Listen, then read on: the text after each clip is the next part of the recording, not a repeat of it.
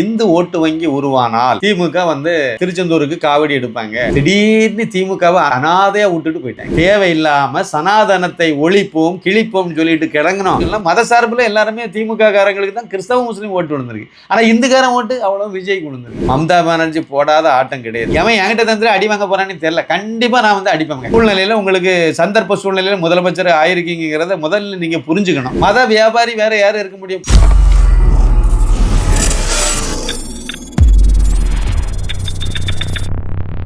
சாமானியன் குரல் தேசியவாதிகளுக்கு எனது பணிவான வணக்கம். திமுகவை பற்றி ஒரு சில தகவல்களை நான் இன்னைக்கு உங்கள்கிட்ட பகிர்ந்துக்கணும். திமுகவினுடைய கருணாநிதி காலத்திலிருந்து ஆரம்பித்து கிட்டத்தட்ட 1969லேயே அவங்க அந்த நிலைப்பாட்டை எடுத்துட்டாங்க. அதுக்கு முன்னாடியே இருந்த அண்ணாதுரை காலத்திலே எடுத்துட்டாங்கன்னு தான் நம்ம சொல்லணும். அது கொஞ்சம் கொஞ்சமாக இருந்தது, கொஞ்சம் அதிகமாகி கருணாநிதி காலத்தில் அது உச்சத்தை தொட்டது. அதுக்கு பிறகு நிரந்தரமாகவே அங்கே அதை ஒரு கொள்கையாகவே வச்சுட்டாங்க. என்ன அப்படின்னா, இந்துக்களை இழிவுபடுத்துறது, கிறிஸ்தவ முஸ்லீம் வாக்குகளுக்காக இந்துக்களை இழிவுபடுத்துறதுங்கிறது அவங்களுடைய ஒரு கொள்கையாக வச்சு செய்துட்டு வந்தாங்க. இதை திரு சோ ராமசாமி அவர்கள் பல இடத்துல குறிப்பிட்டிருந்தார். அவர் ரொம்ப நாளைக்கு ஒரு தீர்க்கதரிசி தான். அவர் சொல்லியிருந்தார் என்னென்னா, இந்து ஓட்டு வங்கி உருவானால் திமுக திருச்செந்தூருக்கு காவடி எடுப்பாங்க, பழனிக்கு பாத யாத்திரை போவாங்க, இதெல்லாம் அவர் சொல்லியிருந்தார். இது உண்மையும் கூட. அதாவது கிறிஸ்தவ முஸ்லிம்களுடைய ஓட்டுக்காக இந்துக்களை இழிவுபடுத்தி பேசுறது, இந்து என்றால் திருடன் என்று சொல்றது, இந்து மத வழிபாட்டு முறைகளை நம்பிக்கைகளை கொச்சைப்படுத்துவது, இழிவுபடுத்துவது, இதெல்லாம் தொடர்ந்து பண்ணிகிட்டே வந்தாங்க. ராமன் என்ன எந்த இன்ஜினியரிங் காலேஜில் படித்தான் அப்படின்னு சொல்லி கருணாநிதி பேசினதாக இருக்கட்டும், இல்லைன்னா திருப்பதி வெங்கடாஜலபதிக்கு எதுக்கு பாதுகாப்பு, துப்பாக்கி ஏந்திய பாதுகாப்பு எதுக்குன்னு கேட்ட கனிமொழியாக இருக்கட்டும், அப்படி இல்லைன்னா முஸ்லீம் திருமணத்தில் போய் நின்றுக்கிட்டு இந்து திருமணத்தை மந்திரங்கள் எல்லாம் கொச்சைப்படுத்தி பேசின மு.க. ஸ்டாலினாக இருக்கட்டும், இல்லைன்னா அவங்க பேசின நிறைய விஷயங்களை தொடர்ந்து பேசிகிட்டே வந்திருப்பாங்க.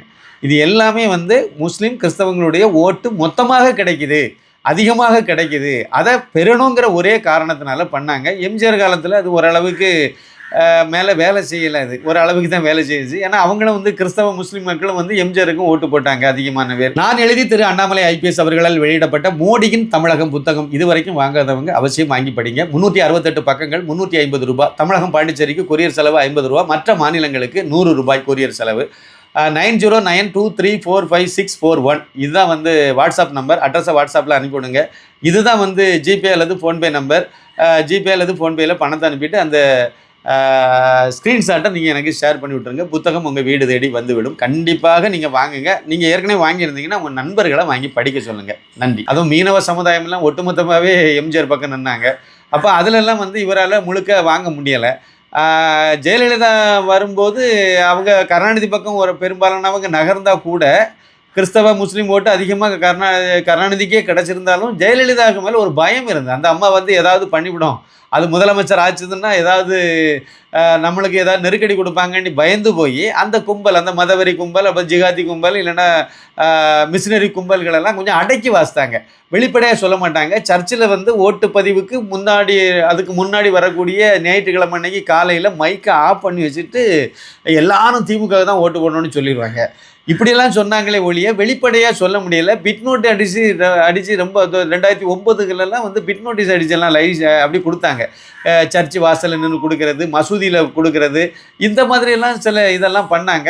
இருந்தாலும் வெளிப்படையாக ரொம்ப துணிஞ்சு திமுகவுக்குன்னு ஆதரவு கொடுத்தது ஸ்டாலின் பீரியடில் தான். அதாவது செல்வி ஜெயலலிதா அவருடைய மரணத்துக்கு பிறகு அந்த பயம் அவங்களுக்கு விட்டு போனதுனால முழுக்க அவங்க சுதந்திரமாகவே திமுகவை தூக்கி பிடிச்சாங்க. திமுகவும் காங்கிரஸும் கூட்டணியில் இருந்தது.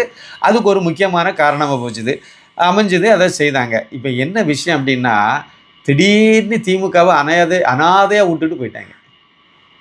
திமுகவை அம்போடு விட்டுட்டு கிறிஸ்தவங்களும் முஸ்லீம்களும் நடைய கட்டிட்டாங்க. விஜய் ஆட்சிக்கு வருவாருன்னு எதிர்பார்க்கல, யாருமே எதிர்பார்க்கல, விஜய் எதிர்பார்க்கல. அதனால் உண்மை. விஜய் அவருக்கு அந்த நம்பிக்கை இருந்ததுன்னா அவர் 2 தொகுதியில் போட்டியிட வேண்டிய அவசியமே இல்லை.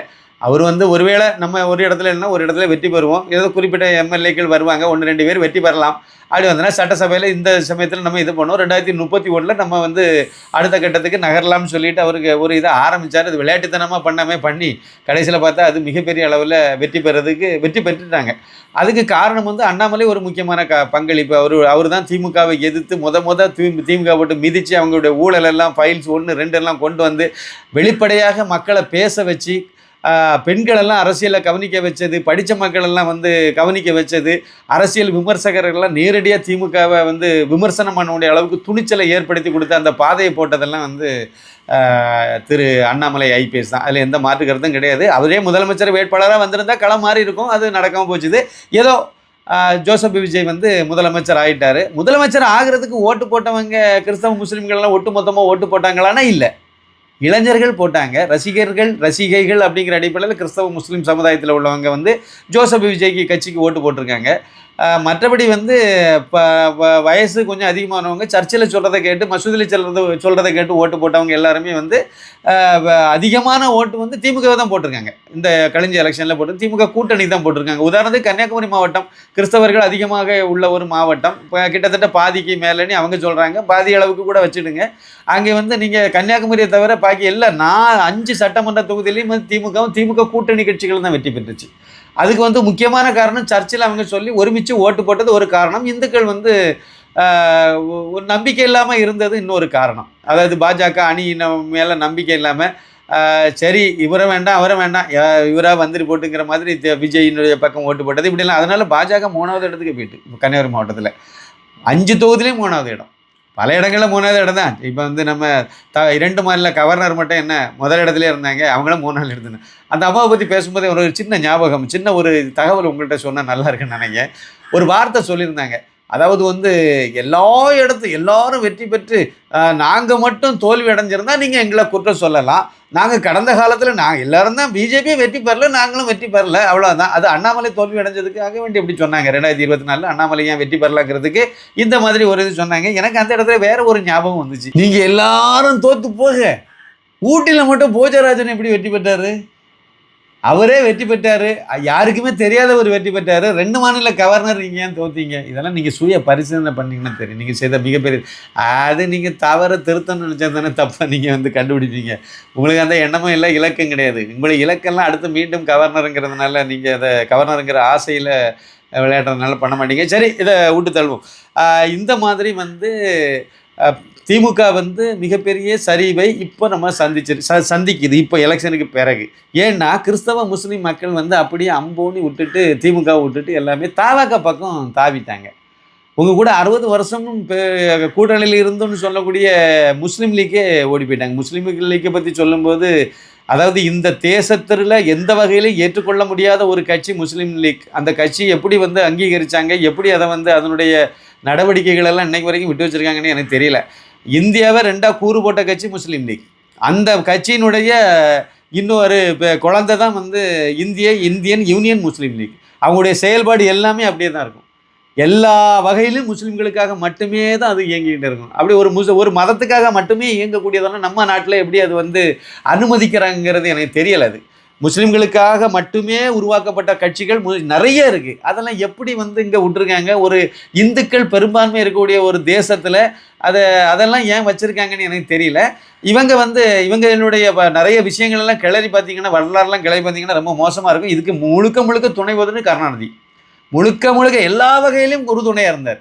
அவங்களுடைய மதமாற்றம் நிறைய பண்ணியிருக்காங்க. மதமாற்றத்துக்கு நிறைய வேண்டாத வேலையை பார்த்து வச்சுருக்காங்க. கடந்த காலங்களில் நிகழ்காலத்துலேயும் நிறைய வேலையெல்லாம் செய்கிறாங்க. அது அவ்வளவுத்துக்கும் துணை போனது தான் வந்து திமுக. கிறிஸ்தவ மதமாற்ற கும்பல் அத்தனைக்கும் துணை போனது திமுக. அந்த லயோலா காலேஜ் கும்பல் அத்தனைக்கும் ஊட்டி வளர்த்து விட்டதே திமுக தான். விட்டதுனால அவங்களுக்கு தேவை மதம் மாற்றணும். அதே மாதிரி வந்து பொது சொத்தை சீரழித்தாலும் சரி, இல்லை இந்து கோயில் சொத்தில் வந்து மசூதியை கட்டி சர்ச்சையை கட்டினாலும் சரி, அதெல்லாம் ரொம்ப ஊக்கப்படுத்தினாங்க திமுக. ஏன் அப்படின்னா நமக்கு அந்த ஓட்டு கிடைக்குது, ஓட்டு வங்கி கிடைக்குது. ஆனால் நான் வந்து துக்ளக் ஆசிரியர் சோ ராமசாமி சொன்ன மாதிரி நான் வந்து சொன்னேன், இந்த ஓட்டு வங்கி உருவானால் என்றாவது ஒரு நாள் உங்களுக்கு வந்து இந்துக்களுடைய ஓட்டு இருந்தால் தான் நாங்கள் வெற்றி பெறுங்கிற சூழ்நிலை வரும்போது முஸ்லீம்களெல்லாம் நாடு கடத்தணும்னு சொன்னாலும் சொல்லுவாங்க இவங்க. ஏன்னா அப்போ தான் இந்துக்காரன் ஓட்டு போடுவான்னு இவங்க நம்புவாங்க. இந்துக்களுடைய ஓட்டு நமக்கு வேணும் அப்படின்னா முஸ்லிம்களுக்கான இடம் வந்து நாடு பிரிவினையின் போது பாகிஸ்தானில் கொடுக்கப்பட்டது. ஆனால் நீங்கள் இன்னமும் அங்கே போகாமல் இங்கே இருக்கீங்க. அதனால் உடனடியே நீங்கள் வண்டி ஏறி பாகிஸ்தானுக்கு போங்க. உங்களுடைய இங்கே இருக்கக்கூடிய முஸ்லிம்களுக்கெல்லாம் சொத்து பாகிஸ்தானில் கிடைக்குன்னு சொல்லி திமுக காரங்களே பேசுவாங்க. ஏன்னா இந்த இந்துக்காரன் அப்போ தான் ஓட்டு போடுவானே அவங்க நம்புவாங்க. அந்த ஃபார்முலா படி தானே. இந்துக்களை திட்டுனா முஸ்லீம் ஓட்டு போடுவான், இந்துக்களை திட்டுனா கிறிஸ்தவம் ஓட்டு போடுவான். அப்படின்னா முஸ்லீம் கிறிஸ்தவங்களை திட்டுனா இந்துக்காரன் ஓட்டு போடுவான்னு நம்புவாங்கல்ல. இந்து ஓட்டு வங்கி உருவானா. இப்படி நான் பல இடத்துல நான் பேசுகிறேங்க. இதை அவங்க செய்யவும் செய்வாங்க. இப்போ என்ன அப்படின்னா அதை தாண்டி இன்னொரு ஸ்டெப்புக்கு போய் இந்த கிறிஸ்தவ முஸ்லீம்கள் வந்து இப்போ அவங்கள அம்போனி விட்டதுனால இப்போ அவங்க உணர ஆரம்பிக்கிறாங்க. தேவையில்லாமல் சனாதனத்தை ஒழிப்போம் கிழிப்போம்னு சொல்லிட்டு கிடங்கணும். அதை பெருமையாக வேற பீத்திக்கிட்டு திரிஞ்சோம். இப்போ மிகப்பெரிய சரிவை சந்திச்சிருக்கோம். அதே மாதிரி திருப்பரங்குன்றம் தீபத்தூணில் தீபம் ஏற்றுறது கோர்ட்டு உத்தரவு நாங்கள் என்னப்பா செய்ய முடியும்னு சொல்லிட்டு விட்டுட்டு போயிருந்தால் ஈஸியாக அது போயிருக்கும். ஆனால் வேணுக்குன்னே வந்து கலெக்டரையும் மாவட்ட காவல்துறை கண்காணிப்பாளரையும் பயன்படுத்தி அது காவல்துறை அதிகாரிகளெல்லாம் கொண்டு போய் குற்றவாளி கோர்ட்டில் நிப்பாட்டி இதெல்லாம் பண்ணது திருக்கூத்து இவங்க தான் பண்ணாங்க. உங்கள் நோக்கம் வந்து எலெக்ஷன் வருது, ஓட்டு முஸ்லீம் ஓட்டு சிதறாமல் சிந்தாமல் கிடைச்சிது. ஆனால் நீங்கள் வெற்றி பெறலையே. இந்துக்காரன் பெரும்பாலும் அதிகமான ஓட்டை வந்து ஜோசப் விஜய்க்கு போட்டு விட்டாங்களே. இந்துக்கள் ஓட்டு போடாமல் யாரும் வெற்றி பெற முடியாது. ஏன்னா 185 பேர் இந்துக்காரனாக இருந்துட்டு இந்துக்காரன் ஓட்டு போட்டால் தான் எந்த கட்சிக்கு அதிகமாக போடுறாங்க அவள் தான் வெற்றி பெற முடியும். அப்போ எல்லாரும் போட்டு விட்டாங்களே. ஜாதி மதம் சார்பு இல்லாமல் எல்லாரும், ஜாதி மதம்னு சொல்ல முடியாது, ஜாதி சார்பு இல்லாமல் எல்லாரும் போட்டாங்கன்னு சொல்லலாம். மத சார்பில் எல்லாருமே திமுக காரங்களுக்கு தான் கிறிஸ்தவ முஸ்லீம் ஓட்டு விழுந்திருக்கு. ஆனால் இந்துக்காரன் ஓட்டு அவ்வளோ விஜய்க்கு விழுந்திருக்கு. இப்போ விழுந்தே இப்படி போனதுனால இப்போ வந்து இவங்க வந்து ஆஹா நம்ம வந்து இந்துக்காரனை நம்பியிருக்கலாம், ஒன்றிய அரசுன்னு சொல்லாமல் இருந்திருக்கலாம், மோடியை தேவையில்லாமல் சீண்டாமல் இருந்திருக்கலாம், மத்திய அரசுக்கிட்ட ஒருங்கிணைஞ்சு போயிருக்கலாம், நாம் வந்து கொஞ்சம் பாஜகவை தேவையில்லாமல் இவ்வளோ தூரம் நம்ம வந்து வெறுக்க வேண்டிய அவசியம் இல்லை, வெறுப்பு அரசியல் பண்ணாமல் இருந்திருக்கலாம் அப்படின்னு சொல்லி இப்போ யோசிக்கிறாங்க. ஏன்னா ஒன்று கிறிஸ்தவ முஸ்லீம்கள் வந்து விஜய் ஆட்சிக்கு வந்தோடனே அந்த பக்கம் தாவிட்டாங்க. அதோட திமுக போட்ட பிச்சையில் எம்எல்ஏ ஆன விடுதலை சிறுத்தைகள் அந்த பக்கம் ஓடி போயிட்டாங்க. அதே மாதிரி கம்யூனிஸ்டுக்காரங்களும் போயிட்டான். அவன் கம்யூனிஸ்டுக்காரன் கொள்கையும் கிடையாது, கூப்பாடம் கிடையாது, அது எப்போ முடிஞ்சு போச்சு, போயிட்டாங்க. காங்கிரஸுக்காரன் ரொம்ப ரொம்ப கேவலமாக ஒரு மேல் சபை எம்பியை வாங்கி எலெக்ஷனுக்கு முன்னாடியே கையெழுத்து போட்டு வாங்கி டெல்லியில் போய் உட்காந்து அந்த பதவியேற்ற அந்த மை கூட காயலை, அப்படியே விஜய் பக்கம் பெண்ணு அங்கேயே ஒரு எம்பி ஆட்டை போட்ட. இதெல்லாம் பெரிய ஜெகஜால கில்லாடிகள். இதெல்லாம் எனக்கு புரியலை. அதாவது ஜோசப் விஜய் அவர்கள் கட்சி ஆரம்பித்து முதல் மேல் சபை எம்பி கிடைக்கிது அவருக்கு. ஆனால் அதை வந்து காங்கிரஸும் விட்டு கொடுக்காரு. என்ன கணக்குன்னு நமக்கு தெரியல. அவங்களுக்கு அந்த ஆதரவு 5 பேருடைய ஆதரவு நிலையாக கிடைக்கணும்னு எதிர்பார்க்குறாங்க. ரைட்டு. ஆனால் அது கிடைக்கணுங்கிறது சரி இருந்துட்டு போட்டோம். அதுக்கு நீங்கள் எடப்பாடி பழனிசாமியை நேரடியாக சந்தித்து பேசி அதனுடைய மொத்த ஆதரவையும் வாங்கியிருக்கலாமே. அந்த கட்சியை உடச்சி அதில் உள்ள ஆட்களெல்லாம் கூட்டிகிட்டு வந்து உங்களோட சேர்த்து இப்போ வந்து குட்கா புகழ் விஜயபாஸ்கர் உங்கள்கிட்ட வந்துட்டார், ஊழலை ஒழிச்சிட்டிங்களா அப்படின்னு ஒரு கேள்வி வரும்ல. ஊழல்வாதிகள் குற்றவாளிகள் எல்லாத்தையும் தான் அவங்க கூட சேர்த்து வச்சுட்டு போகிறீங்க. இந்த மாதிரி எல்லாருமே வந்து அந்த பக்கம் ஓடி போயிட்டாங்க. இது கம்யூனிஸ்டுக்காரன் காங்கிரஸுக்காரன் அதே மாதிரி முஸ்லீம் லீக் முதற்கொண்டு எல்லாமே கொஞ்சம் நன்றியும் கிடையாது, விசுவாசமும் கிடையாது, நேர்மையும் கிடையாது, ஒரு புண்ணாயும் கிடையாது. அங்கே போனால் அந்த மண்டபத்துக்கு போனால் சோறு கிடைக்கும், அவ்வளோதான். நேராக போய் பட்டறை போட்ட வேண்டியதான் அப்படிங்கிற மாதிரி எல்லாரும் தாவி போயிட்டாங்க. இப்போ தான் திமுக உணர்கிறது. ஆகா நம்ம வந்து இவங்களெல்லாம் கூட்டணியில் வச்சுருந்தோம், இவங்களுக்கு தேவையானதெல்லாம் செய்தோம், இவங்களுக்காக நம்ம நிறைய இடங்களில் நிறைய வேங்க வயலிருந்து ஆரம்பித்து நிறைய இடங்களில் என்னெல்லாமோ பண்ணணும். கடைசியில் வந்து இந்த அளவுக்கு நம்மளை நம்பிக்கையாக இருந்த நம்ம கழுத்தை அறுத்துட்டு போயிட்டாங்களே அப்படிங்கிற மாதிரி மு.க. ஸ்டாலின் இப்போ தான் வந்து யோசிக்கிறார். இதுக்கெல்லாம் மூல காரணம் நம்ம வந்து இந்துக்களை பகைச்சது, கிறிஸ்தவ முஸ்லீம் ஓட்டுக்களுக்காக மட்டுமே நம்ம இந்துக்களை பகைச்சது, இந்து பண்டிகைக்கு வாழ்த்து சொல்லாமல் அவங்கள வந்து இழிவுபடுத்தி போனது. வாழ்த்து சொல்லாதது ஒரு பக்கம், அதை விட இழிவுபடுத்துறது ரொம்ப அதிகம். எல்லாம் இப்போ தான் உணர ஆரம்பிக்கிறாங்க. ஆனால் ரொம்ப கண்கட்ட பிறகு சூரிய நமஸ்காரம் பண்ணுற மாதிரி தான். ரொம்ப ஆணவத்தின் உச்சத்தில் ஆட்டம் போட்டாங்க. இந்து அறத்துறைங்கிற ஒரு துறையை வச்சுக்கிட்டு தேவையில்லாத வேலையை அத்தனையும் செய்தாங்க. சேகர்பாபு பண்ண அட்டூழியத்துக்கு அளவே கிடையாது. இப்போ வந்து அவர் பண்ண ரவுடித்தனம், அராஜகம், அடாவடி எல்லாத்துக்கும் சேர்த்து இப்போ திமுகவே அதுக்கு தண்டனை அனுபவிக்கிற மாதிரி ஆகிப்போச்சு. அதேமாதிரி ஊழல், லஞ்சம் இதெல்லாம் நல்லா தலைவிரித்து ஆடிச்சு. அதுவும் ஒரு காரணம் தான். எல்லாம் சேர்ந்து இப்போ இருந்து முக்கில் உட்காந்து யோசிக்கிற மாதிரியான ஒரு சூழலை அம்போனி விட்டுட்டாங்க. இப்போ அம்போனி இவருடைய ஒரு அடுத்த கட்ட நகர்வு என்னமோ பாஜகவை கூட கூட்டணி வச்சாதான் வழி, அப்படி இல்லைன்னா வேறு நமக்கு போக்கிடம் இல்லைங்கிற லெவலுக்கு வந்து நிற்கிது அந்த கட்சி. இது வரைக்கும் கூட்டணி இல்லாமல் வெற்றி பெற்றதில்லை. இப்போ வந்து மறுபடியும் என்னமோ வந்து ஏன்னா மத்திய அரசியல் அப்படி தான் நகர்ந்துட்டு இருக்கு. மத்தியில் வந்து தேசிய அளவில் உள்ள ஒரு கட்சி கூட கூட்டணி தேவைப்படுது மாநில கட்சிகளுக்கு. அந்த அடிப்படையில் பார்க்கும்போது காங்கிரஸ் அந்த பக்கம் போயாச்சுன்னா என்னமோ வந்து திமுகவுக்கு பாஜகவை தவிர வேற வழி இல்லை. அப்போ தேசிய ஜனநாயக கூட்டணியில் வந்து பாஜகவும் இடம்பெறும். அதிமுக அதுக்காக வேண்டி கோவிச்சிட்டு வெளியே போக முடியாது. அவங்களுக்கும் வேற போக்கிடம் இல்லை, அவங்களே இருப்பாங்க. அப்போ ஒரே அணியில் பாஜகவும் இருக்கும், திமுகவும் இருக்கும், அதிமுகவும் இருக்கும். இதுதான் 2029 பாராளுமன்ற தேர்தல். அதுக்கு முன்னாடியே இதுக்கான சூழ்நிலைகள் அமைஞ்சிரும். பாராளுமன்றத்தில் பல மசோதாக்கள் நிறைவேற்ற போகிறாங்கிறதா சொல்கிறாங்க, நிறைவேறும். அப்படி நிறைவேறும் பட்சத்தில் அதுக்கு திமுகவினுடைய தயவு ஆதரவு வந்து கண்டிப்பாக இருக்கும். ஏதாவது சப்பக்கட்டு கட்டிட்டு சொல்ல போகிறாங்க சொல்லுவாங்க. இது ஒரு முக்கியமான ஒரு நிகழ்வாக நான் பார்க்குறேன். திமுகவுக்கு இதுவும் மிகப்பெரிய படிப்பினை அப்படிங்கிறத நான் வந்து இந்த இடத்துல பதிவு பண்ணணும்னு நினைக்கிறேன். மம்தா பானர்ஜி போடாத ஆட்டம் கிடையாது. முஸ்லீம்கள் ஒட்டுமொத்தமாக ஓட்டு போடுறாங்க, கிட்டத்தட்ட 30% அங்கே. அப்போ 30% பங்களாதேசிகளெல்லாம் கொண்டு போய் உள்ளே இறக்கி அவங்களுக்கெல்லாம் ஓட்டு உரிமையை வாங்கி கொடுத்து, அவங்களுக்கு ரேஷன் கார்டை கொடுத்து, எல்லா வசதியும் கொடுத்து அங்கே ஏற்படுத்தி அவங்களே அவங்கள அம்போன்னு விட்டுவிட்டாங்க. அதான் வாழ்க்கை. இதுதான் நடக்கும். அதனால் இந்த எல்லோருக்கும் பொதுவான ஒரு ஆட்சியாக பண்ணியிருந்தால் இன்றைக்கி வந்து ஸ்டாலின் கம்பீரமாக இன்றைக்கி நின்றுட்டு இருக்கலாம். அவருக்கும் எல்லாருமே ஆதரிச்சிருப்போம். இந்துக்காரங்கள்லையும் பெரும்பாலும் அவர் நல்லதானங்க ஆட்சி பண்ணுறாரு, கருணாநிதி ஏதோ பண்ணிட்டு நடந்தார், ஆனால் அவருக்கு மகன் அப்படி இல்லைங்கிற மாதிரி ஆயிருக்கும். இன்றைக்கி அப்படி இல்லை. கருணாநிதி மட்டும் இல்லை, கருணாநிதிக்கு மகன் ஸ்டாலின் மட்டும் இல்லை, ஸ்டாலினுக்கு மகன் உதயநிதியும் கூட இந்து சனாதன தர்மத்தை ஒழிப்புன்னு சொல்லிட்டு அலைகிறாரு. இவருக்கு எப்படி நம்ம ஓட்டு போட முடியும் அப்படின்னு நீங்கள் வரவே வேண்டாம் போங்கன்னு சொல்லி கடைசியில் மு.க. ஸ்டாலினெல்லாம் தோக்கடிச்சது மிகப்பெரிய ஒரு விஷயந்தான் அது. சரி, இந்த மட்டத்தில் அவங்களுக்கு வந்து இப்போவாவது கொஞ்சம் புத்தி வந்த மாதிரி தெரியுது, வந்திருக்கும்னு நினைக்கிறேன், யோசிப்பாங்கன்னு நினைக்கிறேன். இனிமேலாவது சில செயல் திட்டங்களை மாற்றி அமைச்சாங்கன்னா காலத்துக்கு தக்கவாறு மாற்றி அமைச்சு, என்ன இருந்தாலும் ஊழல்லேருந்து இவங்கெல்லாம் வெளியே வருவாங்கங்கிற நம்பிக்கையெல்லாம் கிடையாது. கொள்கை ரீதியாக இந்த இந்து விரோதம், அந்த சனாதன விரோதம், அப்புறம் வந்து கோவில் நம்பிக்கைகளெல்லாம் சீர்குலைக்கிறது. எனவே இனிமேல் இந்துக்கள் ஓட்டு தான் அவங்களுக்கு டார்கெட்டாக இருக்க முடியும். ஏன்னா கிறிஸ்தவ முஸ்லீம் ஓட்டு வந்து என்ன பெருசாக உங்களுக்கு கிடைக்காதுங்கிறது அவங்களுக்கே புரிஞ்சு போச்சு. என்னமோ எல்லாம் சர்ச்சு மசூதியிலையும் சொல்லி மொத்தமாகவே என்னமோ வந்து எல்லாம் விஜய் பக்கம் போனோம். விஜய்க்கு எப்போ வந்து அவரை காலி பண்ணுறாங்களோ அது வரைக்கும் அங்கே இருப்பாங்க. அப்புறம் இன்னொருத்தர் வந்துட்டாங்கன்னா அங்கே வந்துடுவாங்க. அதுதான் அவங்க நிலவரம். அதுதான் அவங்களுக்கு ஏகப்பட்ட சர்ச்சு சட்டத்துக்கு புறம்பாக இருக்குது. அதை காப்பாற்றணும். அவங்களுடைய நோக்கமே அதுதான். பாருங்கள், ஜோசப் விஜய் ஆட்சிக்கு வந்த உடனேயே பாருங்கள் பிட் நோட்டீஸ் படி தாராளமாக கொடுக்க ஆரம்பிச்சு 1 மாதம் கூட ஆகலை. ஆனால் எல்லா இதுலேயும் பிட் நோட்டீஸ் திருநெல்வேலியெல்லாம் பார்த்தா மோகன் லாசரஸ் சிஎஸ்ஐ சபை மூலமாக, பெந்தகோசை சபை மூலமாக தனித்தனியாக மீட்டிங்கெலாம் நடத்தி அடுத்த 5 ஆண்டுகளுக்கு அவங்க என்ன செயல் திட்டத்தை வகுத்துட்டு உடனே இம்ப்ளிமெண்ட்டும் பண்ணியாச்சு. இப்போ பாருங்கள், சென்னையிலன்னு நினைக்கிறேன் பல இடங்களில் நீங்கள் பாருங்கள் பிட் நோட்டீஸ் வீடாக கொண்டு கொடுக்க ஆரம்பிச்சாச்சு. எவன் என்கிட்ட தந்துட்டு அடி வாங்க போகிறான்னு தெரில. கண்டிப்பாக நான் வந்து அடிப்பேங்க. என்கிட்ட எந்த நாயாவது என்னமோ கொண்டு பிட் நோட்டீஸ்ன்னு கொண்டு நீட்னா பலார்னு வச்சுருவேன். நெத்தியில் இவ்வளோ பெரிய பொட்டு வச்சுருக்கேன். யாரில் நீ கண்டிப்பாக கேட்பேன். கேட்டால் நீங்கள் பிடிச்சி அடிங்க, இல்லைன்னா பிடிச்சி 4 மிதி கொடுங்க. அவன் கண்டிப்பாக இந்துக்காரனாக இருப்பான்.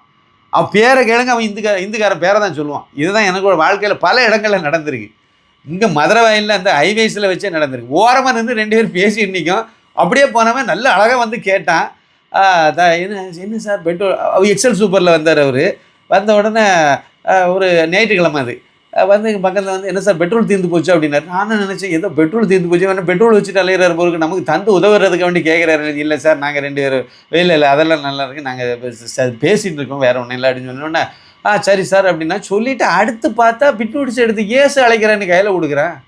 ஹெல்மெட்டை உருவிட்டு கிழிச்சி அவள் என் நெத்தியில் புட்டு இருக்கு உனக்கு தெரியுதான்னு கேட்டு திட்டி, கெட்ட வார்த்தை போட்டு திட்டி, அவன் மூஞ்சில் அதை கிழிச்சி மூஞ்சில் வீசி ஹெல்மெட்டை தூக்கிட்டு அடிக்க உடனே தூக்கிட்டு ஓடிட்டான் வண்டியை தூக்கிட்டு.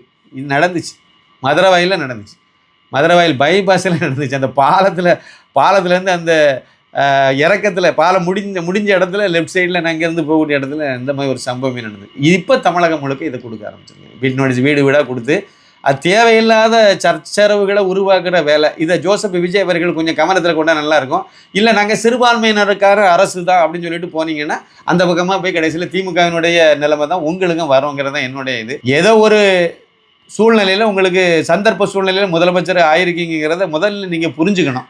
ஏன்னா அண்ணாமலை போட்ட ரோட்டில், அண்ணாமலை போட்ட உழைப்பில் நீங்கள் அதுவும் ஒரு முக்கியமான காரணங்கிறத நீங்கள் புரிஞ்சுக்கிட்டீங்கன்னா நீங்கள் கொஞ்சம் அந்த தேவையில்லாத அந்த அவன் நம்பிக்கையை இப்படி வாழ்ந்துட்டு போகிறான், அது பிரச்சனை கிடையாது.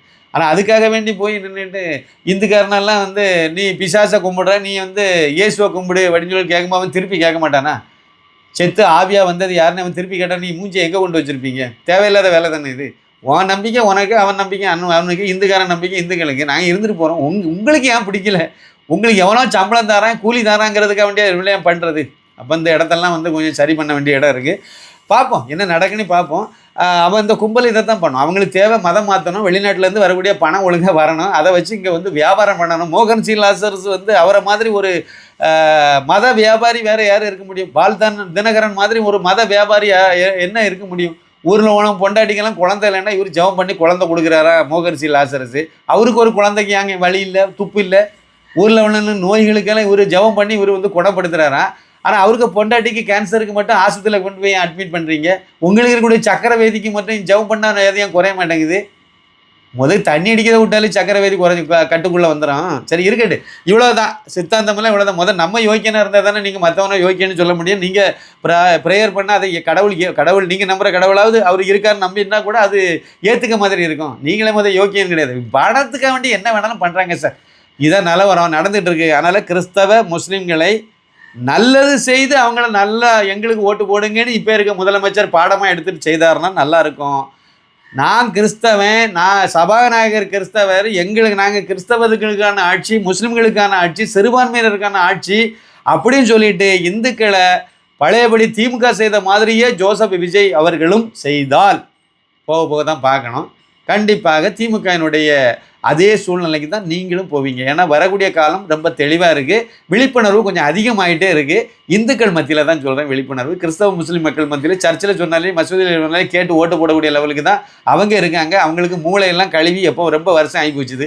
அங்கே என்ன சொல்கிறாங்களோ அதுபடி செய்வாங்க, அவ்வளோதான். ரோபோ மாதிரி தான். ஆனால் இந்துக்கள் மட்டும் சுயமாக சிந்திச்சு தான் முடிவெடுக்கிறாங்க. அதனால அவங்களுக்கு விழிப்புணர்வு வர்றது வரைக்கும் கொஞ்சம் பொறுத்திருக்க வேண்டியது இருக்குது. இந்துக்கள் விழிப்புணர்வு கொஞ்சம் அதிகமாக வந்துட்டு இருக்குது. இந்த விழிப்புணர்வு ஒரு எல்லையை தாண்டி ஒரு 50% மேல் விழிப்புணர்வு வரும்போது ஆட்சியாளர்கள் வந்து உங்கள் இஷ்டத்துக்கெல்லாம் நீங்கள் ஒன்றும் பண்ண முடியாது. அதனால் அந்த மத ரீதியான விஷயங்களில் ஜோசப் விஜய் தனி கவனம் செலுத்துவது அவருக்கு நல்லது. இல்லைன்னா நம்ம ஒன்றும் செய்ய முடியாது. நன்றி, வணக்கம். நான் எழுதி திரு அண்ணாமலை IPS அவர்களால் வெளியிடப்பட்ட மோடியின் தமிழகம் புத்தகம் இதுவரைக்கும் வாங்காதவங்க அவசியம் வாங்கி படிங்க. 368 பக்கங்கள், 350 ரூபாய். தமிழகம் பாண்டிச்சேரிக்கு கொரியர் செலவு 50 ரூபா. மற்ற மாநிலங்களுக்கு 100 ரூபாய் கொரியர் செலவு. 9092345641 இதுதான் வந்து வாட்ஸ்அப் நம்பர். அட்ரஸை வாட்ஸ்அப்பில் அனுப்பிவிடுங்க. இதுதான் வந்து ஜிபே அல்லது ஃபோன்பே நம்பர். ஜிபே அல்லது ஃபோன்பேயில் பணத்தை அனுப்பிட்டு அந்த ஸ்க்ரீன்ஷாட்டை நீங்கள் எனக்கு ஷேர் பண்ணி விட்டுருங்க. புத்தகம் உங்கள் வீடு தேடி வந்துவிடும். கண்டிப்பாக நீங்கள் வாங்குங்க. நீங்கள் ஏற்கனவே வாங்கியிருந்தீங்கன்னா உங்கள் நண்பர்களை வாங்கி படிக்க சொல்லுங்கள். நன்றி.